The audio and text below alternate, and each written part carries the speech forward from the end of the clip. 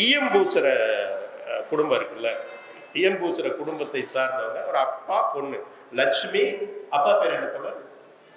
நாயுடு. எதுவோ அவர் வந்து ஈயம்பூசுறதுக்காக அடுத்த ஒரு கிளம்புறதுக்காக துருத்தி எல்லாம் எடுத்துக்க அப்படின்னு சொல்லி வைக்கிறாங்க. துருத்தி எல்லாம் எடுத்துட்டு கிளம்பும்போது நான் அப்படியே படிச்சுட்டே வர்றேன்.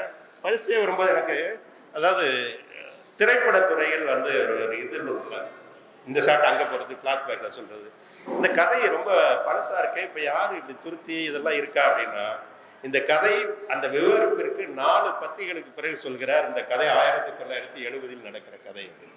இதையெல்லாம் சொல்லிட்டு ஒரு கேள்வியை எழுப்ப விட்டுட்டு அந்த காலத்தை சொல்லுகிறதுல வந்து ஒரு நல்ல தொழில்நுட்பம் இருக்குது. இப்போ அதில் போயிட்டு இருக்கும்போது அங்கே வந்து ஒரு ஜமீன்தார் இருக்கு. அந்த ஜமீன்தார் என்னன்னா, அவர் என்ன சொல்றாருன்னா, இந்த ஜமீன்தார் வந்து குதிரை வண்டியில் போவார், கையில் சாட்டை வச்சுக்குவார், எல்லோரும் ஒதுங்கி நிற்க வேண்டும், இல்லை என்றால் அந்த சாட்டையில் அடிப்பார், மக்கள் அவருக்காக பயப்படுவார்கள், இந்த பயம்தான் இவர்களுடைய மூலதனம் அப்படிங்கிறத சொல்றாரு. அது அந்த அந்த ஜமீன்தாருக்கு மட்டும் இல்லை, எல்லோருக்கும் நம்முடைய பயம்தான் நம்மை அடக்குகிறவர்களுடைய மூலதனம் அப்படின்னு அவர் சொல்றாரு. அப்படி வர்றாரு. அந்த நிலம் எப்படி அவர் ஜமீன்தார் ஆனாரு அப்படிங்கிறத சின்ன சுருக்கமாக சொல்லியிருப்பாரு. ஆங்கிலேயர் காலத்தில் வரி வசூல் செய்வதற்காக அவர் அதிகாரத்தை கொடுத்து அதை நியமிப்பாங்க. இதை இவர்கள் சம்பாதித்ததில்லை, ஆங்கிலேயர்களால் கொடுக்கப்பட்டது. இப்போ அப்பாவும் பொண்ணு போய்கிட்டு இருக்காங்க அடுத்த ஊருக்காக. அப்பா சொல்றாரு, கொஞ்சம் பொறுமை, வயிற்ற கலக்குது, நான் அப்படி ஓரமாக உட்காந்துட்டு வந்துடுறேன் அப்படின்னு போறாரு. பெண் நின்று கொண்டிருக்கிறார். அப்பா வந்து அந்த செடிகள் ஓரமாக ஒதுங்குகிறார். அப்போ இவருடைய வண்டி வருது. வண்டி வந்தா அங்க வண்டியில் உட்கார்ந்துருக்கிறவருக்கு தெரியுது இவர் ஒதுங்கி உட்கார்ந்துருக்காருன்னு. அவர் வந்து நிறுத்திட்டே, இங்க வாடா, எந்திரிச்சு வர்றாரு. இங்க என்னடா பண்ற, அசிங்கம் பண்ணிட்டு இருக்க அப்படின்னு கேட்குது. இவர் சொல்றாரு, இல்லை வயிற்று கிழக்கு போனேன். ஏண்டா ஆடு மாடு வர்ற இடம், ஆடு மாடு மேய்க்கிறவங்க ஆடு மாடு எப்படா போகும், இங்கே இதை செய்யறேன்னு கேட்கிறார்.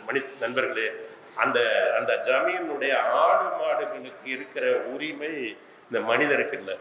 அதோட அவர் நிக்கல. ஐயா அவசரமா வந்து எதிர்த்து பேசுற, போய் அள்ளிட்டு வாடான்னு சொன்னார். அள்ளிட்டு வாடான்னு சொன்னார். வேறு வழி இல்லாமல் அந்த மனிதர் தன்னுடைய கழிவுகளை அள்ளிட்டு வந்து அந்த ஜமீன்தார் முன்னாடி, வண்டிக்கு முன்னாடி நிற்கிற போது, போன அப்பாவை காணமேன்னு இந்த மகன் பார்க்குறா. வந்து பார்த்தா அப்படி இருக்கு. அவள் ஆத்திரத்தில் சத்தம் போடுறா, இப்படி செய்கிறீங்களே, நல்லா இருப்பீங்களான்னு. சாட்டையில் வகுந்துருவேன், போயிரு அப்படின்னு சொல்கிறார். அவர் போயிடுறாரு. அதுக்கு பிறகு போய் நம்ம ஊரில் சொல்லி எல்லாத்தையும் கூட்டிகிட்டு வந்து நியாயம் கேட்போம் அப்படின்னு இந்த பொண்ணு அப்பாவுக்கு இப்படி நடந்ததில்லை கொந்தளிக்கிறா. இல்லை, இவர்களை எதிர்த்து நம்ம என்ன பண்ணிட முடியும் அப்படின்னு சொல்கிறாரு. அதனுடைய நியாயம் இவளுக்கு புரிகிறது. வீட்டுக்கு போகிறாங்க. வீட்டுக்கு போன பிறகு சொல்கிறா, இனிமேல் நமக்கு இந்த ஊர் வேண்டாம், நம்ம இந்த ஊரை விட்டு போயிடலாம் அப்படின்னு உடனே ஊரை விட்டு கிளம்புவதற்காக கிளம்பி கொண்டிருக்கிற போது மறுபடியும் அந்த போன வண்டி வருது. வண்டி வந்து, என்னடா கிளம்புறது முடிவு பண்ணிட்டியா? ஆமாம், வேண்டாம், எங்களுக்கு இந்த ஊர், செத்தாலும் நாங்கள் இந்த நரகத்துக்கு திரும்பி வர மாட்டோம்னு சொல்கிறாரு. அதான்டா, நண்டு கொடுத்தா வளையனை தங்காதுன்னு சொல்லுவாங்க. உங்களுக்கெல்லாம் இப்படி தாண்டா, நீ எங்கே போனாலும் போய் அங்கே வயிறு காஞ்ச பிறகு திருப்பி இந்த ஊருக்கு வருவேன்னா நாங்கள் வரமாட்டோம் என்று சொல்கிறார். அப்போ இந்த கடைசியில் பேசுகிற அவர் சொல்றாரு, எல்லாத்துக்கும் வாய்க்கொழுப்பு அதிகமாயிருச்சு, சும்மாவா சொன்னாங்க நண்டு கொடுத்தா வளையல தங்காதுன்னு. அவன் சொல்றா, ஆமா, நீங்க போற நெய்யும் சோறு அவியல் எல்லாம் தின்னு தான் எங்களுக்கு கொழுப்பை கிடைக்கு, அதை கரைக்கிறதுக்கு தான் நாங்கள் இதையெல்லாம் தூக்கிட்டு நடந்து போய்கிட்டு இருக்கோம். எசமானே, உன்னை தெரிஞ்சுக்குங்க, அது அந்த எசமானுக்கு மட்டுமில்லை, எல்லா எசமானர்களுக்கும் சொல்லப்படுவது.